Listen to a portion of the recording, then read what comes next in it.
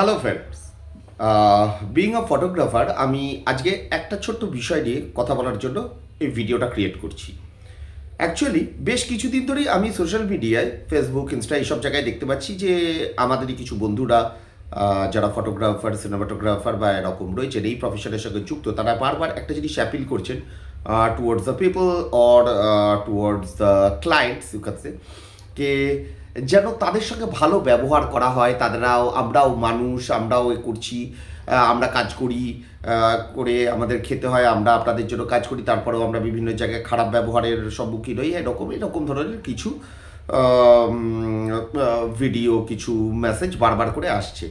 আমি এখানে একটা ছোট্ট কথা বলতে চাই।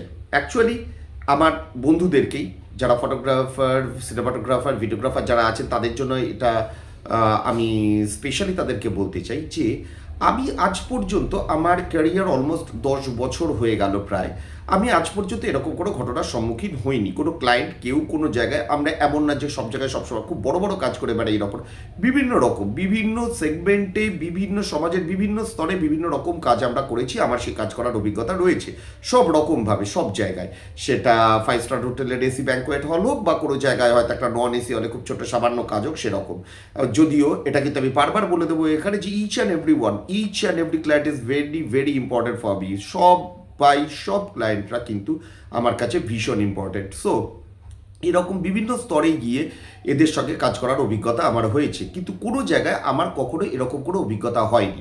তার একটা বড় কারণ আমি এখানে কিছু পয়েন্ট আউট করতে চাইছি। Number 1, your professionalism. আমার মনে হয় যে যারা এই কথাগুলো বলছেন তাদের মধ্যে প্রফেশনালিজমের খুব অভাব রয়েছে। কীরকম?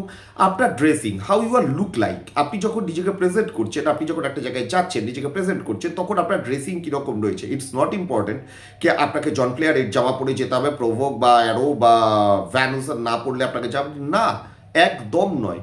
আপনি আপনার ড্রেস যা আছে, যেটা আপনার পছন্দ, কিন্তু যেটা আপনাকে প্রেজেন্টেবল করে তুলবে সেরকম ড্রেস ইউজ করুন।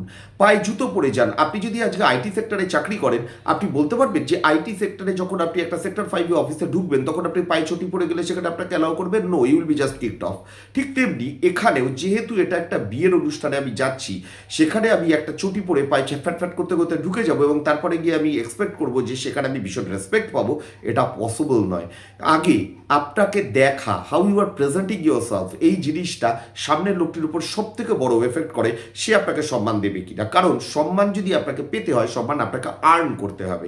আপনি গিয়ে যখন সেখানে ছেলেকে বা মেয়েকে ডাকছেন, তখন আপনি যেভাবে আপনার কথা বলছেন, সে কথা বলাটা পলিশড হওয়া দরকার, যাতে আপনি যখন তাকে ডাকবেন, আপনি যখন তাকে একটা কমান্ড দেবেন, আপনি যখন তাকে একটা ইনস্ট্রাকশন দেবেন, সেই ইনস্ট্রাকশনটা সে মানতে বাধ্য হয়। আপনি তাকে ও ভাই করে ডাকবেন, কিন্তু তারপরে আপনি ভাববেন যে সে আপনাকে ভীষণ রেসপেক্ট দিয়ে কথা বলবে, এটা হওয়া সম্ভব নয়। হ্যাঁ, আমি দেখেছি এরকম। বিয়ের আসরে ছেলে বসেছে, সেখানে পিছনে দাঁড়িয়ে সামনে থেকে যখন স্টিল নেওয়ার চেষ্টা হচ্ছে, তখন আবার পাশের ফটোগ্রাফারটি দেখে, ভাই দাদা একটুখানি দেখুন না, এদিকে দেখুন না। এটা হয় না। এরকমভাবে কথা বলা যায় না। প্রত্যেকটা জায়গায় আপনি যখন তার ফ্যামিলির সাথে ইন্টারাক্ট করবেন, তখন you have to feel like আপনি তার ফ্যামিলির মেম্বার, তার ফ্যামিলির লোক। আপনি ওখানে কাজ করতে গেছেন না।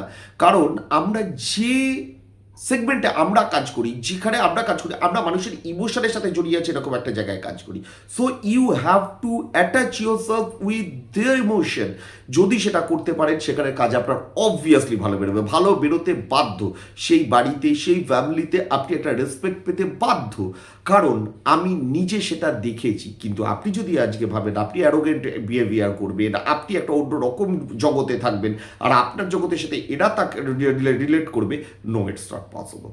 সো এরকম ঘটনা যদি কখনো ঘটে, আগে বিচার করুন নিজেকে।